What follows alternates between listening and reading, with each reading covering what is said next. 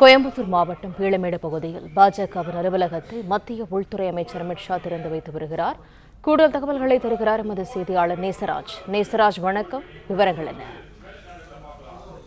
கோவை பீளமேடு பகுதியில் பாரதிய ஜனதா கட்சி புதிய அலுவலகத்தை மத்திய உள்துறை அமைச்சர் அமித் ஷா திருவண்ணாமலை, ராமநாதபுரம், கோவை மாவட்டங்களில் உள்ள பாரதிய ஜனதா கட்சி அலுவலகங்களை மத்திய உள்துறை அமைச்சர் திறந்து வைத்தார். கோவையில் இந்த அலுவலகமானது 25 சென்டில் 12,500 ஸ்கொயர் ஃபீட் அளவு கொண்டது. தரைத்தளம் மற்றும் 2 தளம். மேலும் இந்த அலுவலகத்தில் மக்கள் குறை தீர்க்கும் அலுவலகமும் 12 மணி நேரமும் பொதுமக்கள் குறைகள் கேட்டதே கிடைக்கப்படும் என பாரதிய ஜனதா கட்சி நிர்வாகிகள் தெரிவித்துள்ளனர்.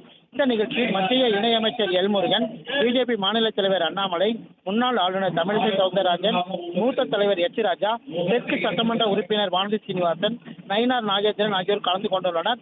அமித்ஷா வருகையொட்டி அவினாசி சாலை, பீளமேடு பகுதியில் உள்ளிட்ட இடங்களில் பலத்த போலீஸ் பாதுகாப்பும் போடப்பட்டுள்ளது. இந்த நிகழ்ச்சி முடிந்த பின்னர் மாலை ஈஷா யோகா மையத்தில் நடைபெறும் மகா சிவராத்திரி நிகழ்ச்சியில் கலந்து உள்ளார்.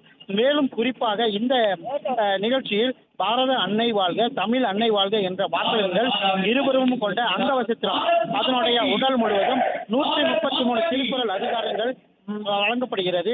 மத்தியில் மட்டும் அங்கவசத்தின் 2 முனைகளிலும் திருவள்ளுவர் படம் என அமித்ஷா அவர்கள் தலைவர்கள் அனைவருக்கும் தமிழ் எழுத்துக்கூடிய மகிமையோடு கூடிய பொன்னாடை போர்த்தப்பட உள்ளது.